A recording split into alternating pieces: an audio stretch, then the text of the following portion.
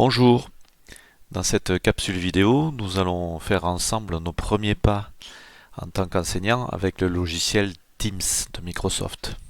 Alors une fois que le logiciel a été exécuté, nous avons sous les yeux la page principale avec sur la gauche les différents boutons. Tout en haut, le bouton Activités qui indique les dernières activités. Entre autres, j'ai beaucoup de contacts avec Gilles depuis quelques jours. Le bouton Conversation pour communiquer comme on peut le faire avec un chat, et surtout le bouton Équipe. C'est sur celui-là qu'on va passer un petit peu de temps ensemble. Alors l'idée des équipes avec Teams, c'est le même principe qu'une classe pour nous enseignants. Bon, j'ai ici 4 équipes qui ont déjà été créées. La majorité d'entre elles, ce sont des équipes test. J'ai déjà procédé à la création d'une classe qui correspond à la TST2 et on va voir ensemble comment créer une équipe. Alors c'est très simple, il y a un bouton sur la droite rejoindre ou créer une équipe. On va cliquer sur créer une équipe. Nous on veut créer une classe en réalité, ce qui permettra d'ailleurs de faire des projets de groupe et de proposer des devoirs à la classe. Petit commentaire sur ce point. Le principe des devoirs avec Teams est un peu semblable à celui de Moodle quand on utilise l'outil devoir dans Moodle où les élèves peuvent déposer du travail. À la différence que, à mon sens, Teams est bien moins performant que Moodle sur ce point. Entre autres, il ne permet pas de faire de feedback. Si le travail collaboratif est peut-être un peu plus aisé avec Teams, la correction des devoirs déposés par les élèves est plus longue par l'intermédiaire de Teams. Donc, on démarre avec notre création de classe.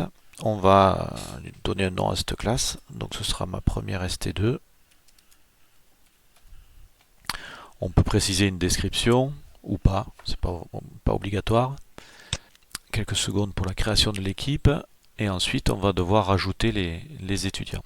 Alors j'ai le sentiment que cette partie création d'équipe, pour faire gagner du temps à tout le monde, ça serait bien que ce soit le prof principal qui s'en charge. Il a donc une classe à gérer et on va voir que c'est relativement rapide à faire. Si je prends les premières STL, j'ai ma liste de noms. Dans la liste, il y a Léo Aliez. J'ai tapé la première lettre de son nom. Il apparaît dans une liste. Je le rajoute. Et ainsi de suite. Bref, dans ma première ST2, il y a 24 élèves. Je ne vais pas le faire devant vous. Je vais en placer que 2. Le deuxième, ça va être un élève test qui me permet d'accéder à la classe depuis un compte virtuel. Et donc on ajoute nos élèves au groupe classe première ST2. Pareil pour les enseignants. Donc forcément en tant que créateur de l'équipe, je suis membre de la classe. On va chercher dans la liste des enseignants. Alors en l'occurrence, je vais y rajouter la prof principale de la première ST2. Même chose, vous voyez en 2 lettres, j'ai le nom qui apparaît. Il faut donc quelques secondes pour retrouver la totalité des profs qui enseignent à la classe et les rajouter ici dans la liste des enseignants. Bon, je vais rajouter que Luce pour l'instant. On ajoute. Et c'est terminé. Le groupe classe première ST2 est construit. Alors en dessous, vous voyez un onglet général.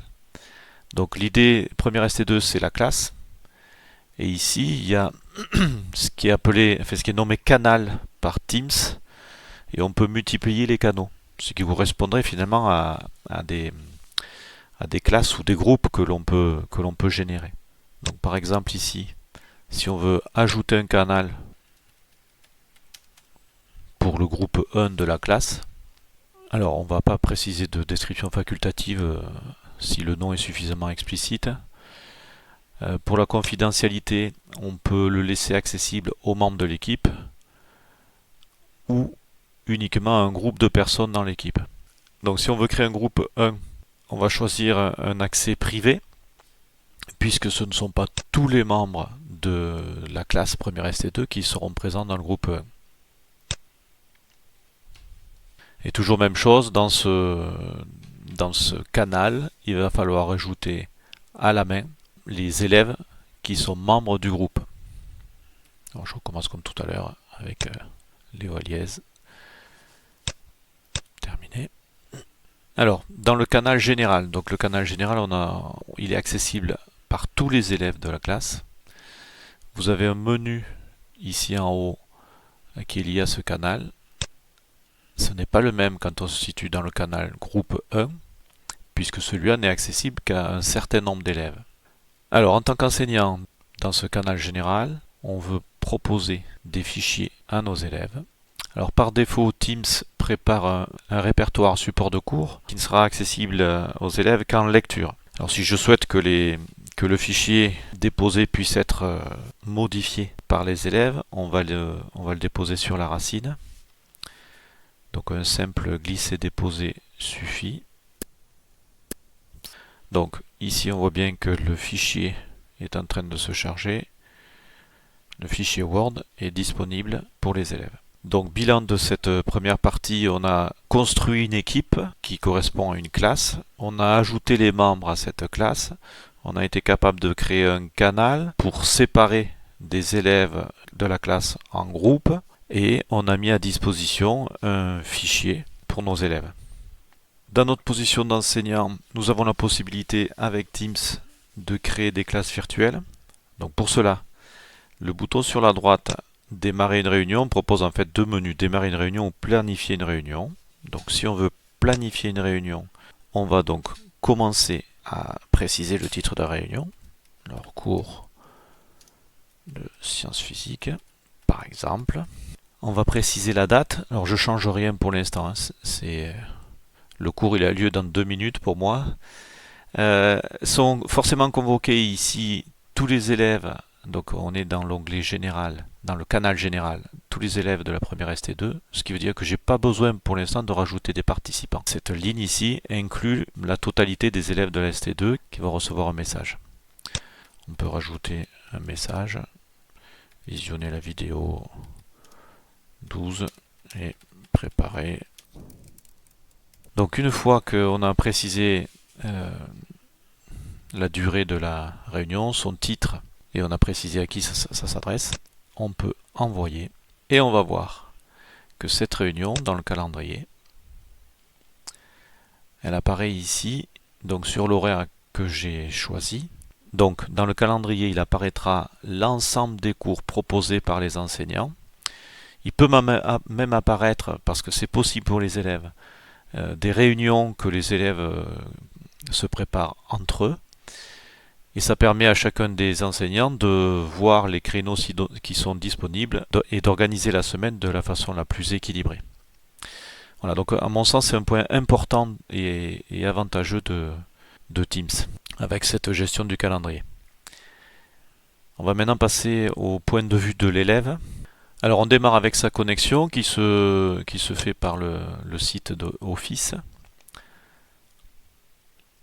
Alors la connexion par Office n'est pas obligatoire pour se connecter à Teams, mais je veux vous montrer les possibilités offertes par le pack Office qui est disponible pour tous les élèves.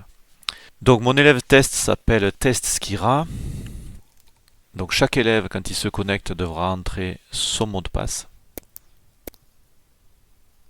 Et donc, nous sommes ici sur la page principale d'accueil d'Office 365. Sur la gauche, vous avez tous les principaux logiciels de Office, Word, Excel, PowerPoint, Outlook pour la messagerie, OneDrive pour le Drive et donc pour déposer des fichiers accessibles par le net, OneNote pour la prise de notes, SharePoint, j'ai pas bien pigé à quoi ça sert, on verra ça plus tard, Teams dont on a déjà commencé à discuter, et Sway, là aussi je ne sais pas encore ce que ça signifie, je dois avouer, je n'ai pas cherché à comprendre pour l'instant.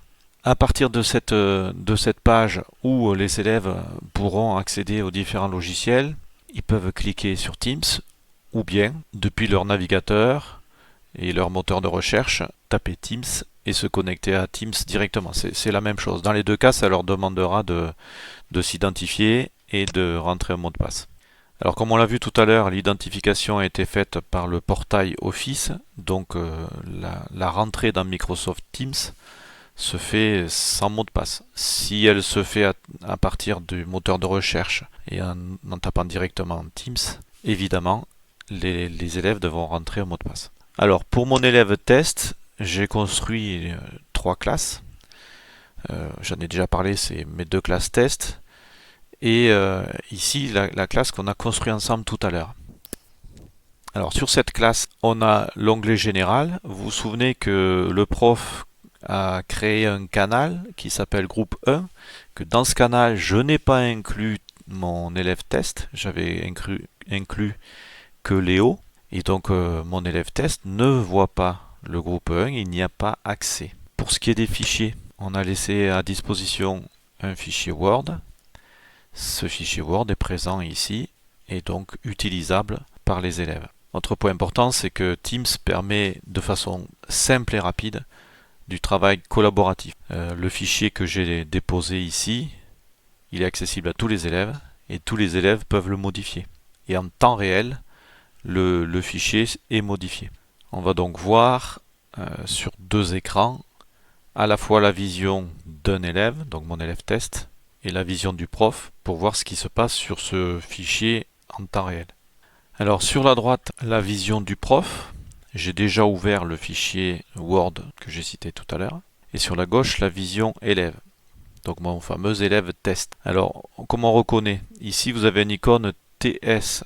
Donc pour test Skira, c'est mon élève test. Donc sur la gauche, la page de l'élève test.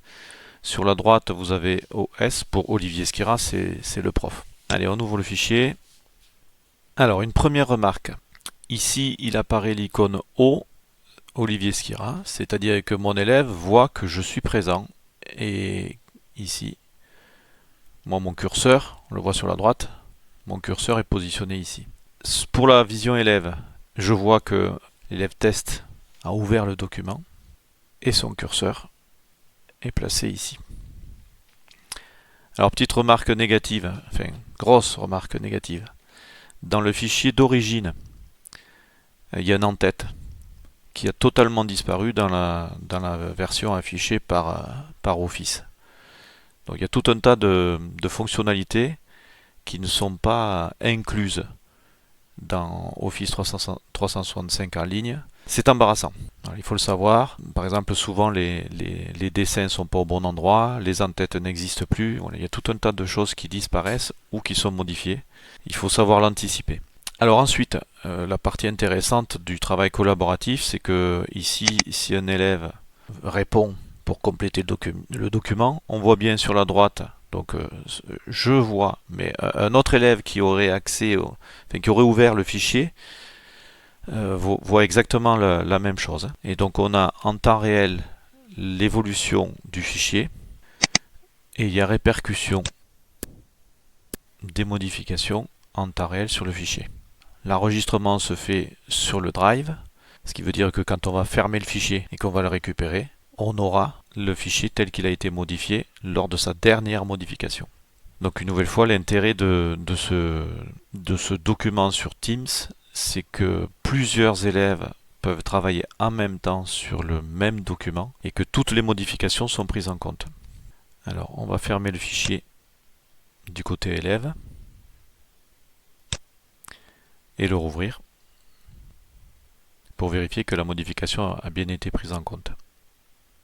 On va profiter de la création du cours pour se connecter au cours. Vous voyez que j'avais déjà fait un essai de cours que j'avais annulé. Alors, on est élève. Bon, il est un peu tard, hein, notre élève va arriver en classe, mais c'est pas très grave. Le cours, le prof est pas encore arrivé. Alors donc, dans le calendrier de notre élève test, il y a la présence du cours. On clique donc sur rejoindre. Donc l'élève clique rejoindre maintenant. Il est en attente et donc le prof est prévenu de la présence de test Skira.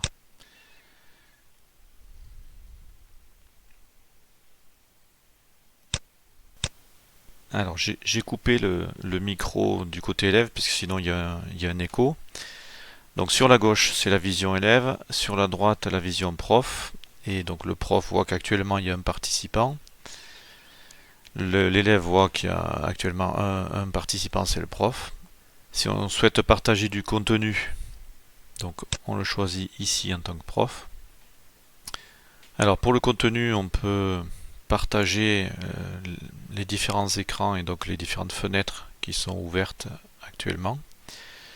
On peut partager un tableau blanc et, option possible, soit on est prof, donc seul à agir sur le tableau blanc, soit tout le monde peut modifier.